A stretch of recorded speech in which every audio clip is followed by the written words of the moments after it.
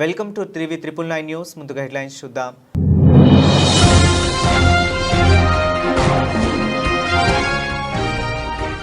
గంటలోనే Iran విద్యుత్ వ్యవస్థను ధ్వంసం చేయగలమని ట్రంప్ హెచ్చరిక.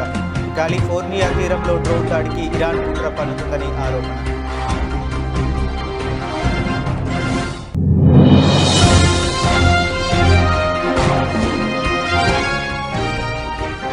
వంట గ్యాస్పై ప్రజల్లో ఆందోళన అవసరం లేదన్న కేంద్రం. ఎల్పీజీ ఉత్పత్తిని 25% పెంచాలని చమురు కంపెనీలను ఆదేశం.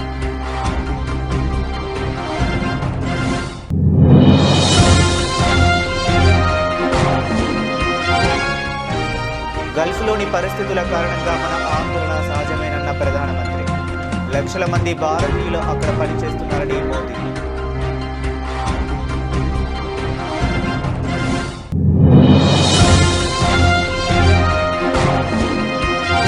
ప్రేమ పేరుతో పలువురు మైనర్ బాలికలను మోసం చేసి అఘాయిత్యాలకు పాల్పడిన ఇంటర్ విద్యార్థి. నాగర్ కర్నూలు జిల్లాలో ఘటన.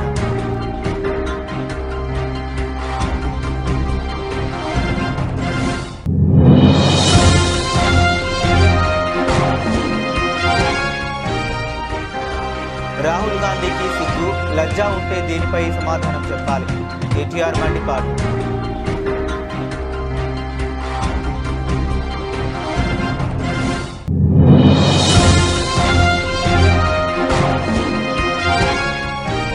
చంద్రన్న పెళ్లి కానుకకు దిక్కు లేదు కానీ మూడో బిడ్డను కంటే 25,000 ఇస్తాడట చంద్రబాబు. వైఎస్ జగన్ ఎద్దేవా.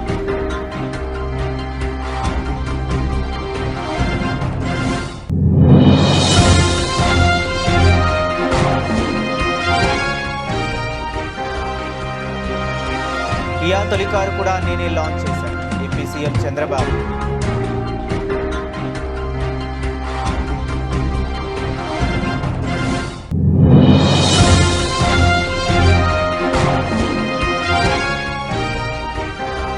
వెలుగుమట్ల బాధితులకు ఇందిరమ్మ భరోసా. డిసెంబర్ 9న గృహ ప్రవేశాలు.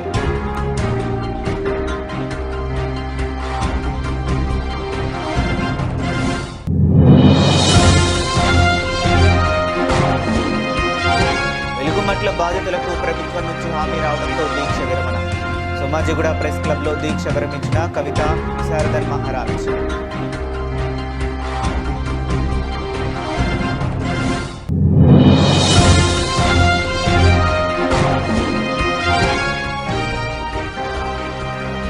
భారత్లో మళ్లీ అంబానీదే హవా.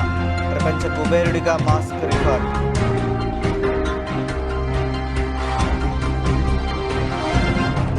ఇరాన్తో కొనసాగుతున్న ఉద్రిక్తతల నేపథ్యంలో అమెరికా అధ్యక్షుడు డొనాల్డ్ ట్రంప్ సంచలన వ్యాఖ్యలు చేశారు. తాము తలచుకుంటే కేవలం గంట వ్యవధిలోనే ఇరాన్ విద్యుత్ వ్యవస్థను పూర్తిగా ధ్వంసం చేయగలమని తీవ్రంగా హెచ్చరించారు. అదే సమయంలో కాలిఫోర్నియా తీరంలో ఒక పడవ నుంచి డ్రోన్లతో దాడి చేసేందుకు ఇరాన్ పన్నుతున్న కుట్రపై తమ అధికారులు దర్యాప్తు చేస్తున్నారని ఆయన వెల్లడించారు. కెంటకీ, ఓహియో పర్యటనల అనంతరం జాయింట్ బేస్ ఆండ్రూస్లో విలేకరులతో మాట్లాడిన ట్రంప్ ఇరాన్తో యుద్ధంపై కీలక విషయాలు పంచుకున్నారు. మేం తలుచుకుంటే గంటలో వారి విద్యుత్ సామర్థ్యాన్ని కూల్చివేయగలం. దాన్ని మళ్ళీ నిర్మించుకోవటానికి వారికి 25 ఏళ్లు పడుతుంది. కానీ మేం అలా చేయాలనుకోవడం లేదు అని అన్నారు. ఇరాన్ సైనిక శక్తిని ఇప్పటికే తాము నిర్వీర్యం చేశామని, వారి నౌకాదళం, వాయుసేనలను తుడిచిపెట్టేశామని చెప్పారు. అమెరికా చేపడుతున్న సైనిక చర్యకు ఇతర శక్తివంతమైన దేశాల నుంచి ప్రైవేటుగా మద్దతు లభిస్తుందని ట్రంప్ పేర్కొన్నారు. తమ సైనిక చర్యల ఫలితంగా ఇరాన్ తీవ్రంగా నష్టపోయిందని ఆయన వ్యాఖ్యానించారు. గత ప్రభుత్వ హయాంలోని సరిహద్దు విధానాల వల్ల ఇరాన్కు చెందిన స్లీపర్ సెల్స్ అమెరికాలో ప్రవేశించాయని ట్రంప్ ఆరోపించారు. చాలామంది బైడెన్ తెలివి తక్కువ ఓపెన్ బార్డర్ విధానం ద్వారా లోపలికి వచ్చారు. వారిలో చాలామంది ఎక్కడున్నారో మాకు తెలుసు. వారిపై ఓ కన్నేసి ఉంచాం అని తెలిపారు.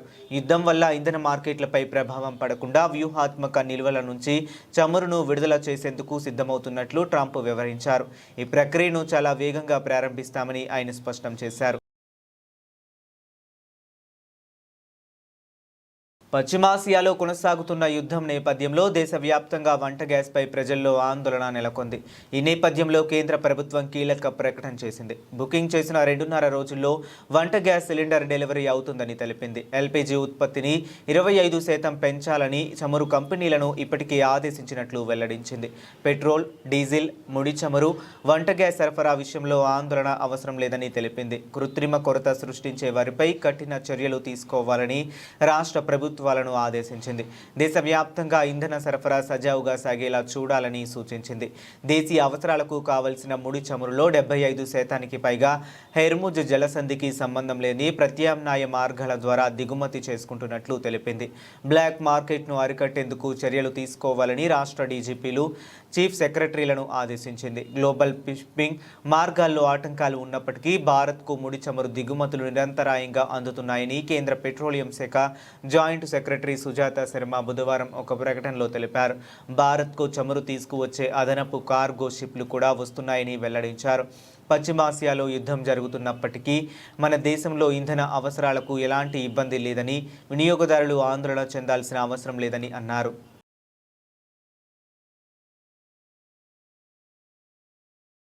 ఇరాన్, అమెరికా, ఇజ్రాయెల్ యుద్ధాన్ని కాంగ్రెస్ పార్టీ మన దేశంలో రాజకీయానికి ఉపయోగించుకుంటుందని ప్రధానమంత్రి నరేంద్ర మోదీ ఆగ్రహం వ్యక్తం చేశారు.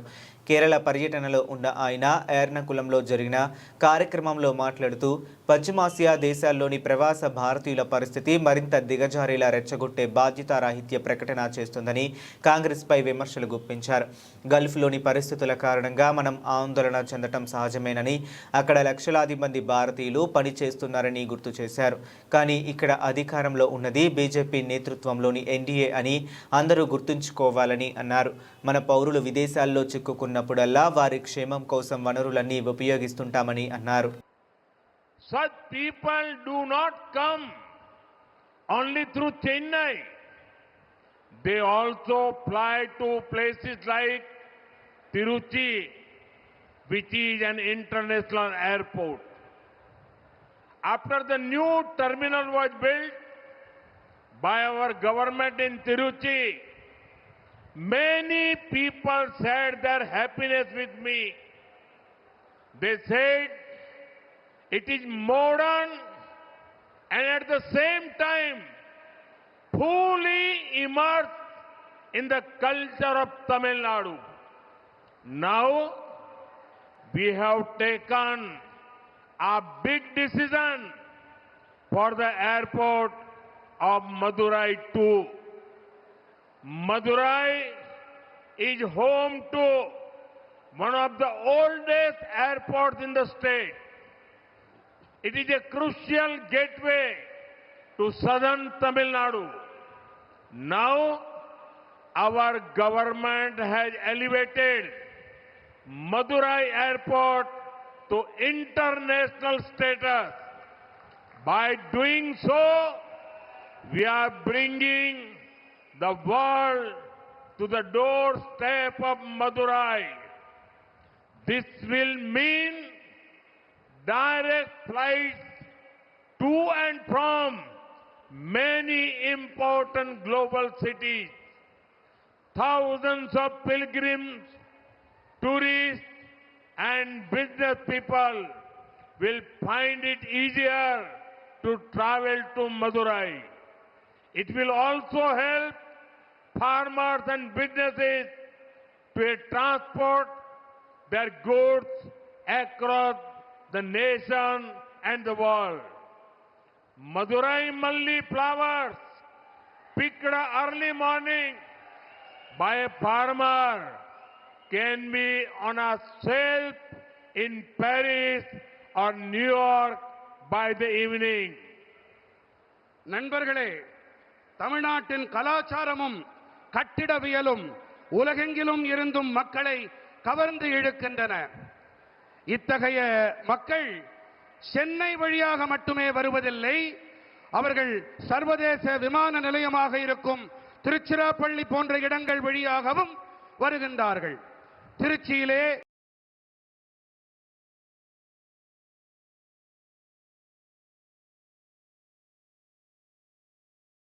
ప్రేమ పేరుతో పలువురు మైనర్ బాలికలను మోసం చేసి అఘాయిత్యాలకు పాల్పడిన ఇంటర్ విద్యార్థి నాగర్ కర్నూలు జిల్లాలో ఘటన. తన మొబైల్ ఫోన్లలో అత్యాచారాలకు సంబంధించిన వీడియోలు, ఫోటోలు కూడా ఉన్నట్లు గుర్తించిన పోలీసులు ఈ ఘటనలో ఓ మైనర్ బాలిక గర్భం దాల్చగా కొల్లాపూర్లోని ఓ ప్రైవేట్ ఆసుపత్రిలో ఆమెకు అబార్షన్ చేసినట్లు సమాచారం. ఈ విషయంపై బాలిక తల్లిదండ్రులు పోలీసులకు ఫిర్యాదు చేయడంతో నమోదైన కేసు. దీంతో కొల్లాపూర్లోని సాయి కృప ఆసుపత్రిపై వైద్య ఆరోగ్య శాఖ అధికారులకు ఫిర్యాదు చేసిన పోలీసులు అనంతరం పోలీసులు, వైద్య ఆరోగ్య శాఖ అధికారులు కలిసి ఆసుపత్రిలో దాదాపు 6 గంటల పాటు తనిఖీలు నిర్వహించి ఈ సందర్భంగా ఆసుపత్రిలోని స్కానింగ్ సెంటర్కు తాళం వేసిన అధికారులు. మనకు ఈరోజు కొల్లాపూర్ పట్టణంలో ఏదైతే సాయి కృప హాస్పిటల్ మీద మనకు పోలీసు వారి దగ్గర నుంచి ఒకటి ఇల్లీగల్ అబార్షన్ జరిగినట్టు మా డిఎంహెచ్ వారికి డిఎస్పీ గారు లెటర్ ఇచ్చారు. సో దానిలో భాగంగా డిఎస్పీ శ్రీనివాస్తో పాటు లోకల్ సిఐ తోటి నేను ఇక్కడ విజిట్ చేయడం జరిగింది. దానికి సంబంధించి మేము పూర్తి ఆధారాలు అంటే ఓపీ రిజిస్టర్ కార్డు నుంచి రిమైనింగ్ అన్ని మేము వెరిఫై చేస్తున్నాము. దీనికి సంబంధించి ఎస్పీ గారితో, కలెక్టర్ గారితో మాట్లాడడం జరిగింది. ప్రస్తుతానికైతే మాకు ఒక కమిటీ ఉంటుంది ఏదైనా హాస్పిటల్ పూర్తిగా సీజ్ చేయాలంటే.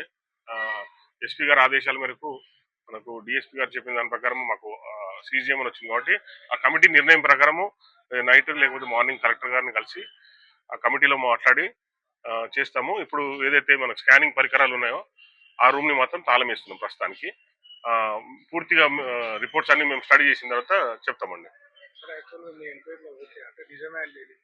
అది అప్పుడే తెలియదండి. ఇంకా పోలీస్ వాళ్ళకి నేనంటే సీజ్ చేశాను కాదు, అది పోలీస్ వాళ్ళ దగ్గర నుంచి మనకు వచ్చింది. ఇక్కడ అబార్షన్ జరిగినట్టు ఇన్ఫర్మేషన్ వచ్చింది కాబట్టి వాళ్ళు రికార్డ్స్ అన్ని వెరిఫై చేస్తున్నారు. దాని ప్రకారం పోలీస్ వాళ్ళు ఫర్దర్ ఇన్వెస్టిగేషన్ దాని ప్రకారం మేము కూడా సీజ్ చేయడం జరుగుతుంది.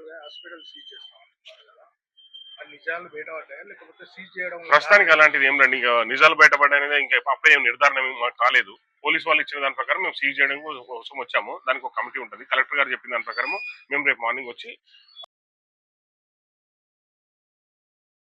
రాహుల్ గాంధీకి స్పీకర్ గడ్డం ప్రసాద్లకు సన్మానం చేయాలి.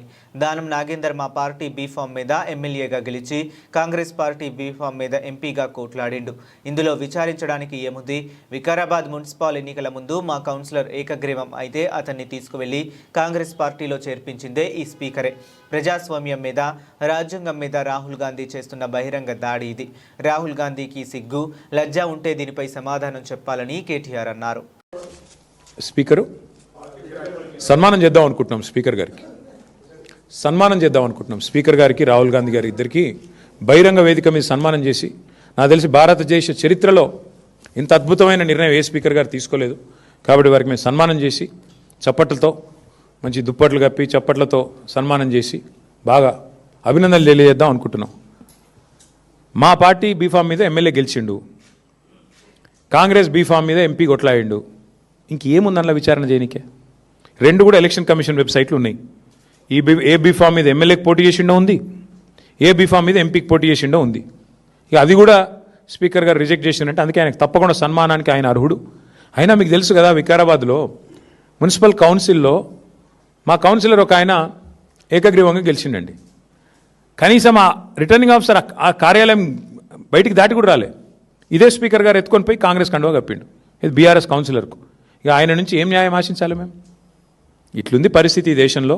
ప్రజలు అన్నీ చూస్తున్నారు. ఓపెన్గా బహిరంగంగా మా బీఫామ్ అంటే నిజంగా దిస్ ఇస్ బహిరంగ దాడి. ఇది ప్రజాస్వామ్యం మీద, రాజ్యాంగం మీద ఇది రాహుల్ గాంధీ చేస్తున్న దాడి.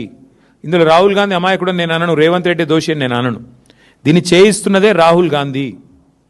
ఏ రాహుల్ గాంధీ అయితే రాజ్యాంగం పట్టుకొని పోజులు కొడతాడో, డైలాగులు కొడతాడో, యాంటీ డిఫెక్షన్ లా తెస్తా అని చెప్పి తుక్కుగూడలో తుక్కు డైలాగులు కొట్టిండో అదే రాహుల్ గాంధీ బుద్ధి తక్కువ పని ఇది. ఆ రాహుల్ గాంధీకి ఏమైనా సిగ్గు, లజ్జ ఉంటే ఆయన సమాధానం చెప్పాలి. ఒక పార్టీ బీఫామ్ మీద గెలిచి ఇంకో పార్టీ బీఫామ్ మీద ఎంపీకి పోటీ చేసినోడు డిస్క్వాలిఫై కాకుండా ఎట్లుంటాడండి? మీరే చెప్తారు కదా, యాంటీ డిఫెక్షన్ లాని సమర్థవంతంగా అమలు చేస్తాం, మేము వెంటనే 10 రోజుల్లో ఆటోమేటిక్ డిస్క్వాలిఫికేషన్ చేస్తామని చెప్పారు రాహుల్ గాంధీ గారు. రేవంత్ రెడ్డి గారు ఏం చెప్పారు? పార్టీ మారిన వాళ్ళని రాళ్లతో కొట్టి చంపమన్నాడు. ఇప్పుడు ఎవరిని కొట్టాలా రాళ్లతో? రాహుల్ గాంధీని కొట్టాలనా, రేవంత్ రెడ్డిని కొట్టాలనా? అంటే ఇంత సిగ్గు లేకుండా, ఎవరేమనుకుంటారో అనే కనీస ఆలోచన లేకుండా మరి ఇంత నిర్లజ్జగా వ్యవహారం చేస్తున్నందుకు వారికి సన్మానం చేద్దాం అనుకుంటున్నాం. వారు ఒప్పుకుంటే నిజాం కాలేజీలో మంచి మైదానం ఉందాడా. ఆరోగ్యశ్రీకి ఈ 2 ఏళ్లకు కూటమి ప్రభుత్వం పెట్టిన బకాయిలు 3,150 కోట్లు, ఉద్యోగుల బాకీలు 35,000 కోట్లు. ఇస్తానన్న చంద్రబాబు పెళ్లి కానుకకు దిక్కులేదు కానీ 3వ బిడ్డను కంటే 25,000 ఇస్తాడా చంద్రబాబు అని వైఎస్ జగన్ ఎద్దేవా చేశారు. మా హయాంలో మేము శాంక్షన్ చేయించిన ఇల్లు పూర్తి చేసేదానికోసం ఆ డబ్బులు ఇవ్వండి స్వామి, ఇవ్వాల్సినవి అని చెప్పి మేము అడిగితే వాటి గురించి మాట్లాడు కానీ ఏకంగా ట్రిపుల్ బెడ్రూమ్ ఇల్లు ఇస్తానంటూ చంద్రబాబు నాయుడు మరొక దొంగ మాటలు మాట్లాడు. నేను అడుగుతా ఉన్నా, 2 ఏళ్లలో కొత్తగా చంద్రబాబు నాయుడు గారు ఒక్క అక్క చెల్లెమ్మలకు కనీసం 1 గజం స్థలమైనా ఇచ్చినాడా? 1 ఇంటి పట్టా ఇవ్వలేదు. కొత్తగా 1 ఇంటిని కూడా శాంక్షన్ చేయించలే.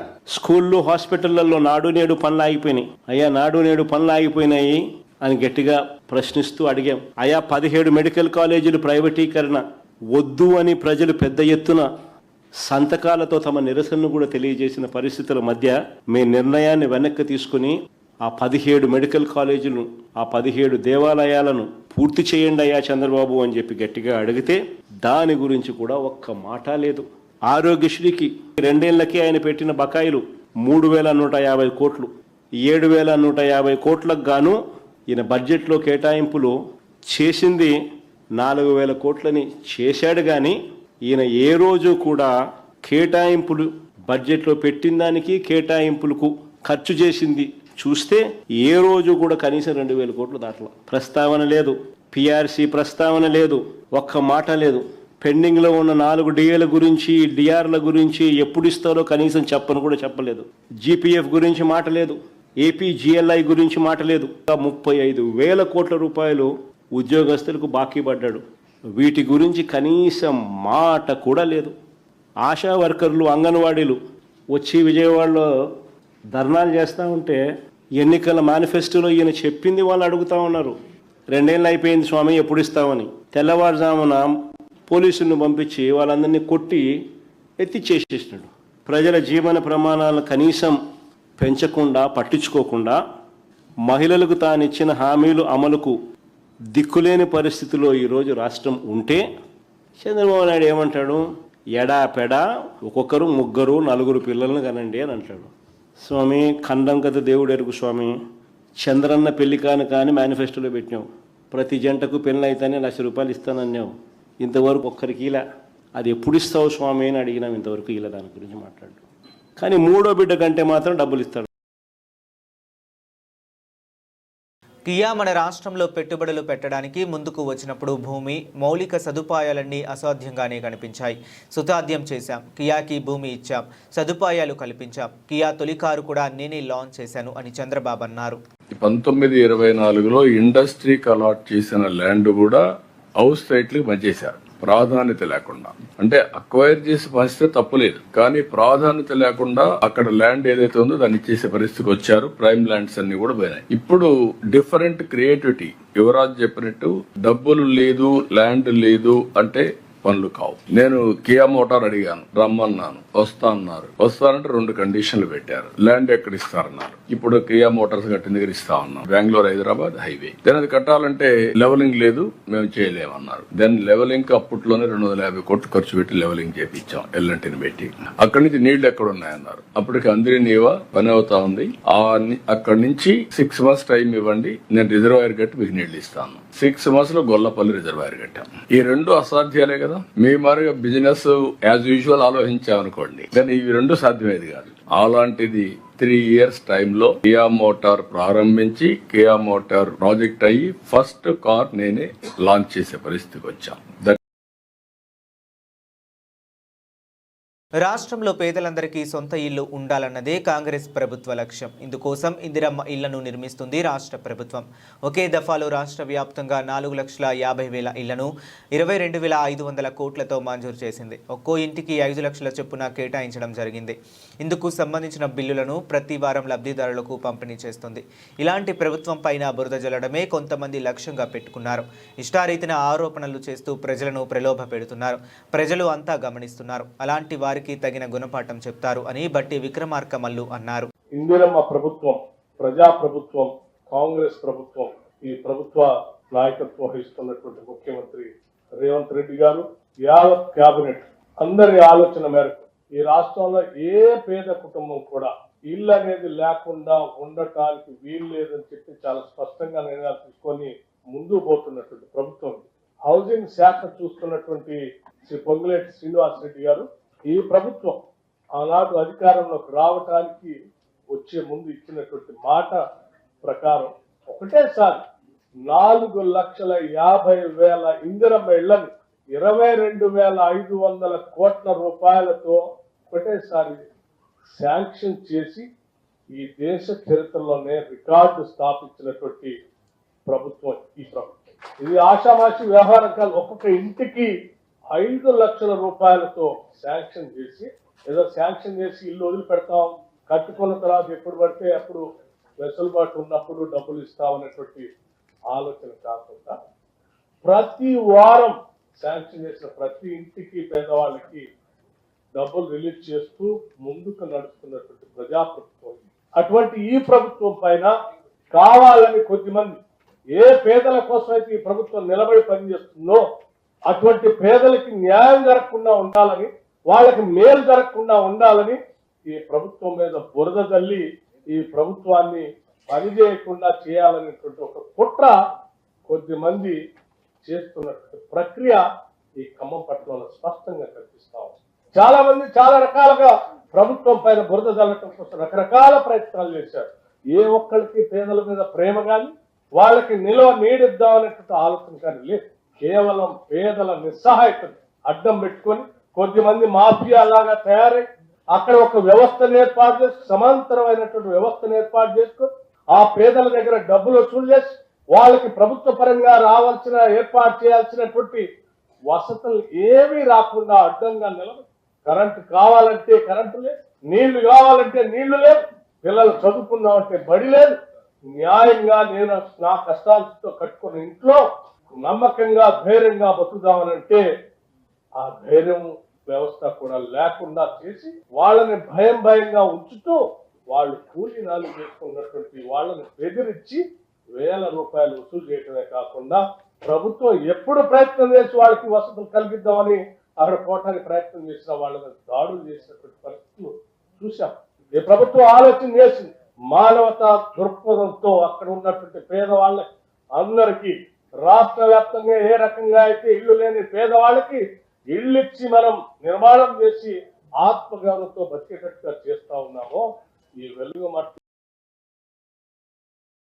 ఖమ్మం జిల్లా వెలుగుమట్ల బాధితులకు న్యాయం చేయాలని కోరుతూ తెలంగాణ జాగృతి అధ్యక్షురాలు కవిత నిరవధిక దీక్షకు దిగిన విషయం తెలిసిందే.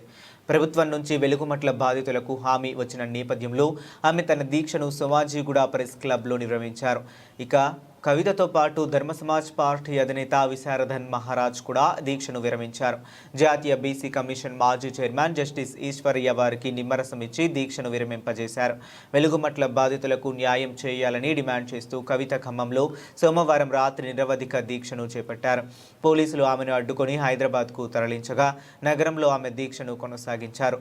వెలుగుమట్ల భూదాన్ భూమిలో అర్హులకు ఇళ్ల స్థలాలు, ఇందిరమ్మ ఇళ్ల పట్టాలను ఉప ముఖ్యమంత్రి మల్లు బట్టి విక్రమార్క పంపిణీ చేశారు. వెలుగుమట్ల పేదలకు న్యాయం చేస్తామని హామీ ఇచ్చారు. 412 మందిని అధికారికంగా గుర్తించి పట్టాలు ఇచ్చి న్యాయం చేస్తున్నామని అన్నారు. పట్టాలు పొందిన వారు రేపటి నుంచి తమ ఇళ్ల నిర్మాణం ప్రారంభించాలని కూడా ధైర్యం చెప్పారు. వెలుగుమట్ల అంశంపై ప్రభుత్వం స్పందించడంతో కవిత దీక్ష విరమించారు. దీక్ష విరమణ సందర్భంగా కవిత మాట్లాడుతూ తమ పోరాటం ఆగలేదని, కేవలం విరామం మాత్రమే అన్నారు. వెలుగుమట్ల బాధితులకు పూర్తి న్యాయం జరిగే వరకు పోరాటం చేస్తామని అన్నారు. మన ఆందోళనలు వెలుగుమట్ల ఆడపడుచుల నిరసనలతో ప్రభుత్వం దిగి వచ్చిందని అన్నారు. My straight question to Rahul Gandhi ji, why did your government in Telangana evacuate landowners? How dare your government enter into a private property? How dare your government demolish those houses of the poor people? And how dare your ministers lie to the people of Telangana very blatantly for the whole world to see? And what is the meaning of you carrying a constitution, parading it around? It is not an ornament. It is to be lived by the spirit. And if the Congress party today is lacking the spirit, then I believe your government should immediately resign and ask the forgiveness of people of Telangana. What happened in Khammam is not a small issue. It is a very big issue. It is a huge issue. And if you are not going to reprimand your government very seriously on this. And if you are not going to give us confidence to the people of Telangana that the constitution that you carry has some bearing and meaning on your conscious self, then you will see many more incidents like this in Telangana. Unfortunately, you are dependent on this government. We understand that.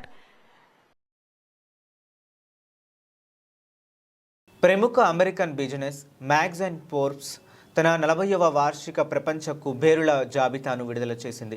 ఈ ఏడాది భారత్ నుంచి బిలియనియర్ల సంఖ్య భారీగా పెరగడం విశేషం. గతేడాది 205 మంది ఉండగా ఈసారి ఆ సంఖ్య 229కి చేరింది. ఇందులో 30 మంది కొత్తగా ఈ క్లబ్లో చేరారు. రిలయన్స్ ఇండస్ట్రీస్ అధినేత ముఖేష్ అంబానీ $9,970 కోట్ల సంపదతో భారత్ ఆసియాలోనే అత్యంత సంపన్న వ్యక్తిగా తన పీఠాన్ని పదిలం చేసుకున్నారు. ప్రపంచ ర్యాంకింగ్స్లో ఆయన 21వ స్థానంలో నిలిచారు. ఆదానీ గ్రూప్ చైర్మన్ గౌతమ్ ఆదానీ $6,380 కోట్ల నికర ఆస్తితో దేశంలో 2వ స్థానంలో ఉన్నారు. ఇక మహిళల విషయానికి వస్తే OP Jindal group chairman Savitri Jindal $3,910 కోట్ల ఆస్తితో దేశంలోనే అత్యధిక ధనిక మహిళగా నిలిచారు. ప్రపంచవ్యాప్తంగా టెస్లా బాస్ ఎలన్ మాస్క్ తిరుగులేని ఆధిపత్యాన్ని ప్రదర్శిస్తున్నారు. $83,900 కోట్ల ఆస్తితో ఆయన వరుసగా 2వ ఏడాది ప్రపంచ నెంబర్ 1 ధనవంతుడిగా నిలిచారు. గూగుల్ వ్యవస్థాపకులు లారీ పేజ్, సెర్గే బ్రిన్ వరుసగా 2, 3 స్థానాల్లో నిలిచారు. అమెరికా అధ్యక్షుడు డొనాల్డ్ ట్రంప్ సంపద కూడా 27% వృద్ధి చెంది $650 కోట్ల చేరుకుంది. ఈసారి ఫోర్బ్స్ జాబితాలో తెలుగు వారి హవా స్పష్టంగా కనిపిస్తుంది. మొత్తం 15 మంది తెలుగు బిలియనియర్లు ఈ లిస్టులో చోటు దక్కించుకున్నారు.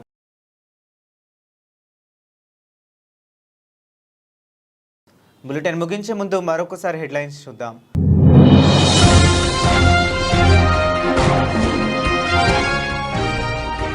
గంటలోనే ఇరాన్ విద్యుత్ వ్యవస్థను ధ్వంసం చేయగలమని ట్రంప్ హెచ్చరిక.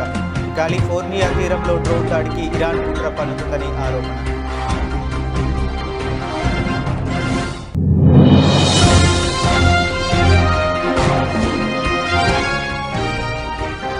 వంట గ్యాస్పై ప్రజల్లో ఆందోళన అవసరం లేదన్న కేంద్రం. ఎల్పీజీ ఉత్పత్తిని 25% పెంచాలని చమురు కంపెనీలను ఆదేశం.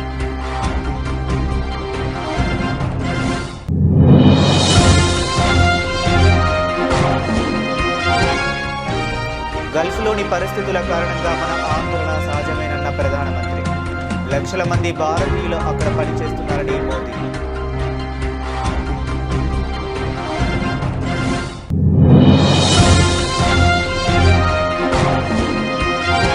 ప్రేమ పేరుతో పలువురు మైనర్ బాలికలను మోసం చేసి అఘాయిత్యాలకు పాల్పడిన ఇంటర్ విద్యార్థి. నాగర్ కర్నూలు జిల్లాలో ఘటన.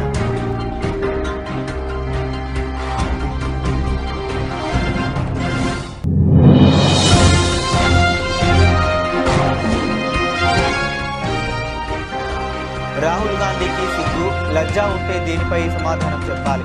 కేటీఆర్ మండిపాటు.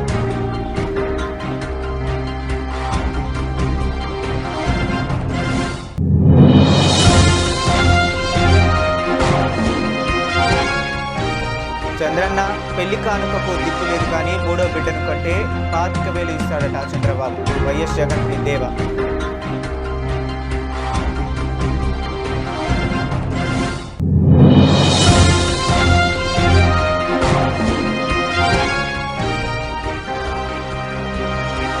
కియా తొలి కారు కూడా నేనే లాంచ్ చేశాను. AP CM Chandrababu.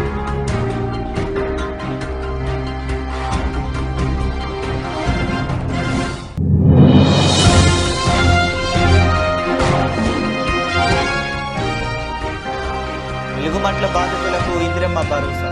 డిసెంబర్ 9న గృహ ప్రవేశాలు.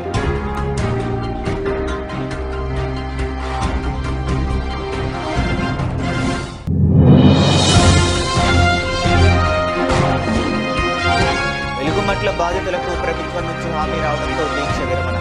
సోమాజిగూడ ప్రెస్ క్లబ్లో దీక్ష విరమించిన కవిత విశారదన్ మహారాజ్.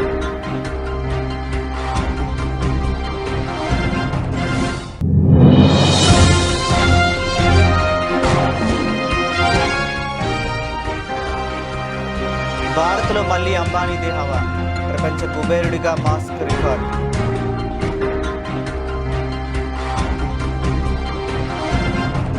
ఇవి ఇప్పటి వరకు ఉన్న అప్డేట్స్. మరిన్ని అప్డేట్స్ కోసం కీప్ వాచింగ్.